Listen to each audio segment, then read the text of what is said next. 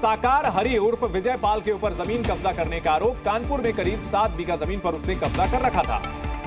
तो न सिर्फ हाथरस और मैनपुरी बल्कि ये तमाम जानकारियां सामने आ रही है। कानपुर से बड़ी जानकारी बाबा साकार की रवाना होंगे, क्योंकि आज की अगर हम बात करें तो आज जो है सीएम योगी आदित्यनाथ का बेहद अहम दौरा है हाथरस का। और आप तस्वीरें देख सकते हैं कि सीएम इस वक्त यहां से रवाना हो रहे हैं। और तस्वीरें आप देख सकते हैं, सुपर एक्सक्लूसिव तस्वीरें हैं कि सीएम योगी आदित्यनाथ फिलहाल लखनऊ से हाथरस के लिए रवाना हो रहे हैं। तस्वीरें आप देख सकते हैं कि मुख्यमंत्री आवास से इस वक्त सीएम योगी आदित्यनाथ रवाना हो रहे हैं। इसके साथ साथ बीजेपी प्रदेश अध्यक्ष भूपेंद्र चौधरी भी उनके साथ मौजूद हैं और यहां से सीधे जो है एयरपोर्ट जाएंगे और एयरपोर्ट से सीधे हाथरस रवाना होंगे। तो फिलहाल मुख्यमंत्री आवास से सीएम योगी आदित्यनाथ रवाना हो गए हैं और उनके साथ उत्तर प्रदेश बीजेपी प्रदेश अध्यक्ष भूपेंद्र चौधरी भी मौजूद हैं और यहां से सीधे वो एयरपोर्ट पहुंच रहे हैं और एयरपोर्ट से हाथरस के लिए रवाना होंगे। तो ऐसे में सीएम योगी आदित्यनाथ घायलों का दर्द जानने के लिए, इसके साथ साथ जिन लोगों की मृत्यु हुई है उनके परिजनों से मुलाकात करके उनको सांत्वना देने के लिए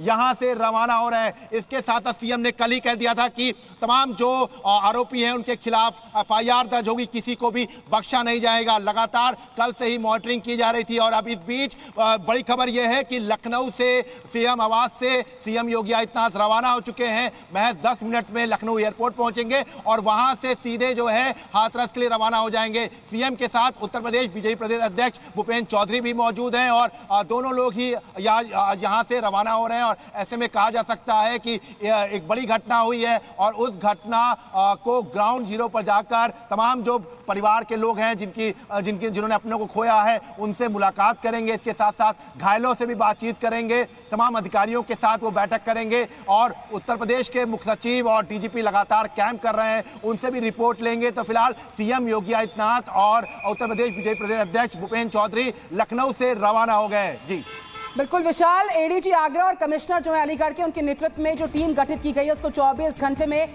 रिपोर्ट भी सौंपनी है। साथ ही साथ यहां पर जो जानकारी सामने आ रही है, अब से कुछ देर पहले लगभग 9:30 बजे के आसपास सीएम योगी आदित्यनाथ निकले हैं लखनऊ से, हाथरस पहुंचेंगे। वो समय सामने आया था 11:15 बजे का। अस्पताल पहुंचेंगे, जख्मियों से उनका हालचाल जानेंगे और इस पूरे घटनाक्रम पर चाहे केंद्र की बात करें चाहे राज्य की बात करें, सबकी नजर लगातार बनी हुई है। हाथरस हादसे से जुड़ी बड़ी जानकारी, योगी के साथ भूपेंद्र चौधरी भी जा रहे हैं हाथरस। जी मीडिया संवाददाता शिवांक भी हमारे साथ लगातार बने हुए हैं। शिवांक, इन सबके बीच $1 मिलियन क्वेश्चन ये है कि आखिर गया कहां बाबा? क्या उसको जमीन खा गई, आसमान निकल गया, गया कैसे? जी बिल्कुल, देखिए यही सवाल पुलिस से भी पूछा जा रहा है, क्योंकि कल जब चंदन रात में 2 बजे की बात है, रात में 2 बजे यही वो गेट है, ये आपको हम लोग पहले गेट दिखाते हैं। इसी गेट पर जो यहाँ पर गार्ड बैठा था उससे हम लोगों ने आके पूछा बाबा कहाँ हैं। जवाब आया कि बाबा 3 बजे इसी आश्रम में आ गए थे। हम लोगों ने पूछा क्या बाबा बाहर गए हैं, तो कहा नहीं बाबा बाहर नहीं गए, बाबा अंदर ही हैं। तब से हम लोग लगातार इस जगह पर लगातार मौके पर मौजूद हैं, दोनों गेटों पर मौजूद हैं और बाबा या फिर कोई भी व्यक्ति ना यहाँ से बाहर गया है और ना ही कोई अंदर गया है। तो अब ऐसे में देखिए $1 मिलियन क्वेश्चन यही है कि पुलिस को बाबा क्या सच में पुलिस को बाबा नहीं मिला या बाबा अंदर नहीं। देखिए एक और चीज़ है, पुलिस का ये कहना है कि अंदर सिर्फ और सिर्फ 3 या फिर 4 कमरे हैं, लेकिन जो तस्वीरें हम लोगों ने देखी यहाँ पे आश्रम के अंदर, कम से कम नहीं चंदन 21 बीघा में बना हुआ आश्रम, 21 बीघा में। वो तस्वीरें ग्राउंड से एक्सक्लूसिवली आपने अपनी रिपोर्ट के माध्यम से दिखाई और जिस राम कुटीर आश्रम से आप रिपोर्ट कर रहे हैं वो गेट नंबर 2 है। हम लगातार वहां पर डिप्लॉयड है। आपने बताया कि बाबा गया तो है अंदर लेकिन बाहर नहीं आया, तो वो कौन सा रहस्य लोक है इस आश्रम के अंदर जिस पर सवाल उठे। और जी न्यूज कुछ बड़े सवाल उठा रहा है, किस तरीके से समागम यहाँ पर शमशान में तब्दील हुआ है। पुलिस की एफआईआर में देखिए बाबा का नाम शामिल क्यों नहीं है, पहला बड़ा सवाल कि बाबा का नाम इस एफआईआर में क्यों नहीं है। अभी तक सिर्फ सेवादारों के नाम, आयोजकों के नाम हैं, लेकिन सत्संग में मौत बांटने वाले इस बाबा की गिरफ्तारी कब होगी? इस पाखंडी जिसकी वजह से 121 लोगों की मौत हुई है, आखिर उसे कब पकड़ा जाएगा? और सवाल यह भी है कि 80,000 लोगों की जगह 2.5 लाख लोग कैसे उस सत्संग में पहुंच गए? क्या इस मामले में कोई लापरवाही की गई है? क्या पंडाल में भीड़ मैनेजमेंट के इंतजाम नहीं थे? यह बात तो साबित है, लेकिन आखिरकार क्यों नहीं थे, यह बड़ा सवाल है। तो कई बड़े सवाल है जो जी न्यूज लगातार पूछ रहा है। इतने बड़े आयोजन की व्यवस्था अगर होती तो प्रशासन की बदइंतजामी कैसे हो जाती? आखिर क्यों? देखिए 15 दिन से व्यवस्थाएं यहां पर चलाई जा रही थी। 2 दिन से यहां पर सेवादारों के बीच में यहां पर इन तमाम भक्तों का आना शुरू हुआ। जब व्यवस्था यहां पर पूरी नहीं पड़ी तो किस तरीके से एक दर्दनाक हादसा हुआ है। कई सारे सवाल है जो जी न्यूज पूछ रहा है लगातार। तस्वीरें भी हम आपको दिखा रहे हैं, साथ ही साथ हमारे कई सहयोगी अलग अलग जगह, हाथरस में उस जगह पर जहां पर यह हादसा हुआ, उसके बाहर भी, साथ ही साथ मैनपुरी में जो इस बाबा का मुख्य आश्रम है वहां भी मौजूद है। और ये तस्वीरें जब फॉरेंसिक की टीम और डॉग स्क्वाड की टीम वहां पहुंची, क्योंकि आरोप यह लगा था कि कल हुए हादसे के बाद वहां सबूतों को नष्ट करने की कोशिश की गई थी। वहां जो कुछ भी मिला था, जो कुछ भी सामान बचा हुआ था, उन्हें खेतों में फेंक दिया गया था। फॉरेंसिक की टीम पहुंची और वहां पर सबूत इकट्ठा किए हैं, वो तस्वीरें भी हम आपको दिखा रहे हैं। तो सिपाही कैसे बना है बाबा, जी न्यूज पर वो हर तस्वीर हम आपको दिखा रहे हैं। मैनपुरी में जो किलानुमा आश्रम है उसकी तस्वीर हम आपको दिखा रहे हैं। ये पूरा जो साम्राज्य है बाबा साकार का, उसकी हर परत को हम बेपर्दा कर रहे हैं। 10 एकड़ जमीन पर इस आश्रम को बड़े ही राजसी अंदाज में तैयार किया गया है। किस तरीके से यहाँ पर अव्यवस्था के चलते इतना बड़ा हादसा हुआ और बाबा वहां से फरार हो गया। बाबा आश्रम आता है रात 2 से 2:30 के बीच में, फिर वहां से कहां जाता है रहस्यमय तरीके से, यह सवाल है।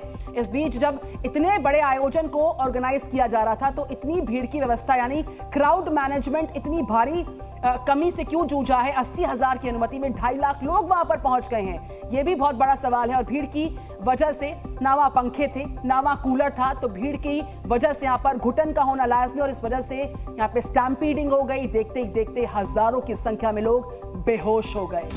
और इस वक्त की बड़ी खबर हाथरस में भगदड़ से जुड़ी हुई आ रही है। हादसे को लेकर एफआईआर दर्ज की गई है, लेकिन बाबा का नाम नहीं है, सिर्फ आयोजकों का और सेवादारों का नाम इस एफआईआर में दर्ज है। ये बहुत बड़ा सवाल है, आखिरकार इस शख्स के ऊपर एफआईआर क्यों नहीं हुई है, जिसकी वजह से, जिसके पाखंड के जाल में फंस करके 2.5 लाख लोग वहां इकट्ठा हो गए थे और 121 लोग मौत के मुंह में समा गए हैं। तो सिर्फ 80,000 लोगों की अनुमति थी, तो कैसे 2.5 लाख लोग वहां पर पहुंच गए थे।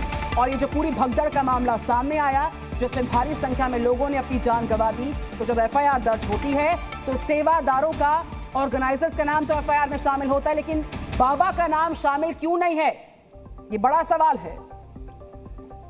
हाथरस में हुई भगदड़ में जो एफआईआर दर्ज की गई है उसमें उस बाबा का नाम नहीं है जिसके सत्संग में लाखों लोग जुटे थे। 121 मौत में जो एफआईआर हुई है उसमें सिर्फ सेवादारों के नाम है। 80,000 लोगों की इजाजत थी, लेकिन 2.5 लाख लोग वहां पहुंच गए और इतने बड़े पैमाने पर वहां जो इंतजाम थे वो चरमरा गए।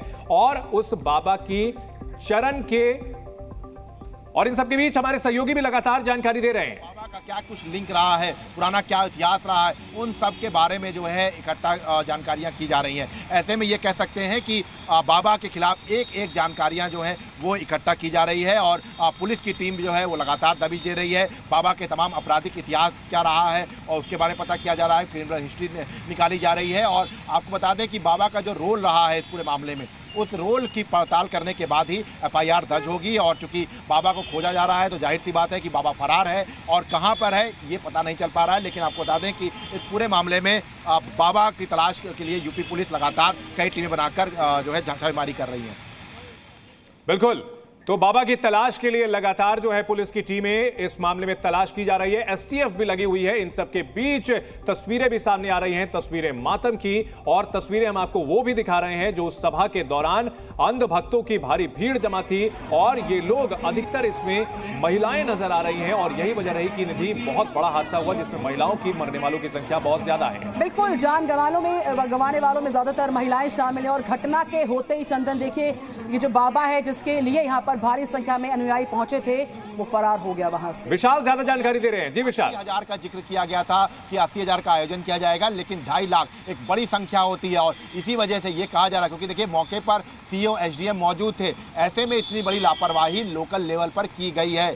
जो अधिकारियों ने लोकल लेवल पर लापरवाही की है उसका खामियाजा लोगों को भुगतना पड़ा है। और इसीलिए शायद मुख्यमंत्री योगी आदित्यनाथ ने तमाम अधिकारियों को इस बात के निर्देश दिए हैं कि कोई भी हो, जिसकी गलती हो उसके खिलाफ कार्रवाई की जाए। तो ऐसे में कार्रवाइयों का दौर भी शुरू होगा, लेकिन उससे पहले आपको बता दें कि सबसे पहली जो प्राथमिकता है सरकार की भी, अधिकारियों की भी, कि जो घायल हैं उनका समुचित इलाज हो सके, जिन शवों की शिनाख्त नहीं हो पाई है उन शवों की शिनाख्त हो पाए। इसके साथ साथ जो मृतक के परिजन हैं उनको जो है हर संभव मदद कराई जा सके। और इसीलिए शायद अभी पहले कोशिश ये की जा रही है कि जो मामला है उसको थोड़ा सा शांत किया जाए और उसके बाद कार्रवाइयों का दौर शुरू किया जाए।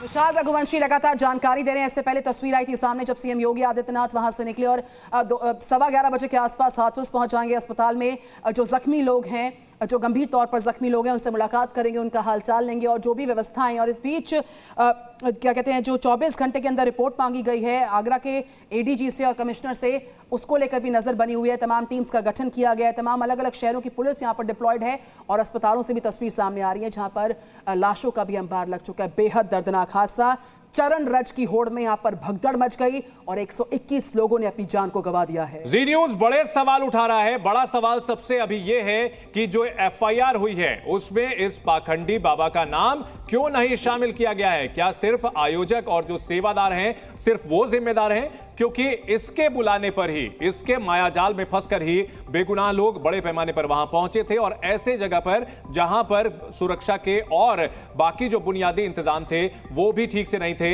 हमारे सहयोगी नीरज भी हमारे साथ बने हुए हैं। नीरज की एक रिपोर्ट हम आपको दिखाते हैं जो उन्होंने अस्पताल के बाहर से की है। आप भी जाते थे सत्संग में? नहीं, मैं पहले गया था काफी साल पहले, फिर मैं नहीं जाता। अच्छा, आपने क्यों जाना बंद कर दिया? मुझे तो अच्छा ही नहीं लगा। आदमी कोई प्रगति को थोड़ी बदल देगा। तो बाबा किस तरीके की बातें करते हैं? कर्म अच्छे करेगा आदमी तो स्वतः ही बढ़िया रहेगा, वो कर्म गलत करेगा तो क्या बढ़िया रहेगा। तो बाबा किस तरीके की बातें बोलते थे जिसकी वजह से आपने जाना बंद किया? वो तो वो ये कहते थे कि चोरी चकोरी मत करो, लूट खसूट मत करो, डकैती मत डालो, दारू मत पियो, शराब मत पियो। यह काम है तो आदमी वैसे ही अपने दिमाग में फीट कर ले तो वो तो वैसे ही सुधर जाएगा। फिर वो भगवान कहाँ से रहे? तो अपने आप को बाबा खुद से भगवान बताते हैं अपने आप को? हाँ जी, बिल्कुल भगवान बनाते हैं, बनते हैं। और वो हम तो एक बात जानते हैं कि जो ज़्यादा झूठ बोल ले वो जनता के तहत, जो ज़्यादा गुमराह कर ले वो वही भगवान बन जाता है। और जनता इतनी दिमाग ते पैदर है, लकीर की फकीर कि एक चल दो तो पीछे दसियों चल लेते हैं, एक दूसरे को कोई ना पूछे।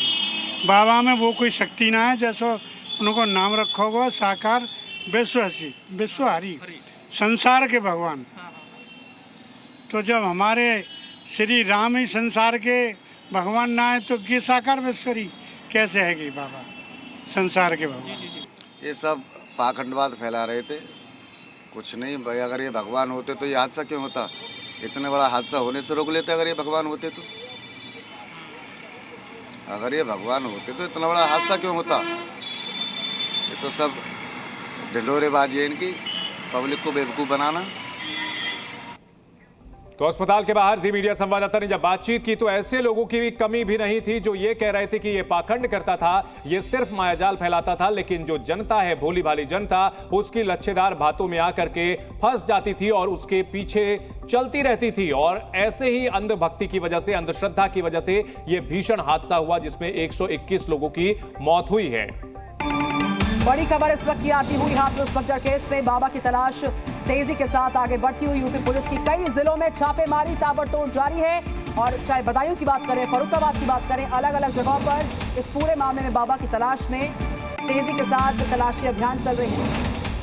तस्वीरें भी हम आपको दिखा रहे हैं उस शख्स की जिसने एक मायाजाल फैलाया हुआ था, खुद को भगवान बताता था, लोग उसके सामने लौटने लगते थे, जमीन में अपना सर नवाने लगते थे। और ये शख्स अब भागा भागा फिर रहा है, उसकी तलाश की जा रही है। सफेद कपड़े पहनता था, खुद को कृष्ण का अवतार बताता था, ग्राफिक्स के जरिए, एनिमेशन के जरिए चक्र चलाने का दावा करता था। और उसके इस मायाजाल, उसने जो ये भ्रम फैला रखा था, ये पाखंड फैला रखा था, वो कल 2.5 लाख लोग उसके सत्संग में पहुंचे थे और उसमें 121 लोगों की मौत हो चुकी है। और इस हादसे के बाद कई गंभीर सवाल खड़े हुए हैं। जी न्यूज़।